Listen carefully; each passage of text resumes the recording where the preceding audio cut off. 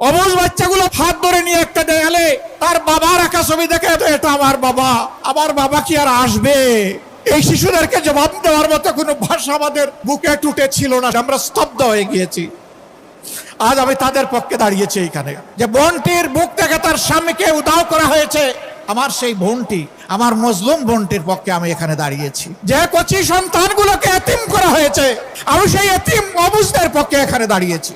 আমি তাদের চোখের কোনায় তরল পদার্থ দেখেছি, সেই তরল পদার্থ চোখের সাধারণ পানি ছিল না। তাদের আপনজন প্রিয়জন হারানো যে মানুষগুলো দুনিয়া থেকে চলে গিয়েছে, তাদের রক্তের ফোঁটা আমি চোখের কোনায় দেখতে পেয়েছিলাম। সন্তান আমার একটা নয়, আজকে বাংলার রাস্তায় আনাচে কানাচে লক্ষ লক্ষ যে তরুণ তরুণী নেমেছে, সবগুলো আমার সন্তান। আমি সেই সন্তানদের সাথে সংহতি প্রকাশ করতে এখানে এসেছি। আমি তাদেরকে সাহস দিতে এসেছি। কাপুরুষ বিড়াল সিগালের মতো কোনো সন্তান চাই না, সিংহ এবং বাঘের মতো সন্তান চাই। কালো হাত আর যদি সামনে বাড়ানোর চেষ্টা করেন, আমরা গালে হাত দিয়ে বসতে পারবো না ভাই। পায়ে পাড়া দিয়ে মুখের উপর ঠোঁটের উপর ঘুষি মারবেন আর বলবো যে এবার কানটাও ছিঁড়ে নেন, এই কাজ হবে না। বরঞ্চ সমান ওজনের হিসাব নিকাশ আপনাদের দিকে ফিরিয়ে দেওয়া হবে। যে দুঃখী মানুষগুলোর কথা বললাম, আজকে তাদের মুখে হাসি ফুটানোর জন্য নতুন লড়াই আমাদেরকে শুরু করতে হবে ইনশাআল্লাহ।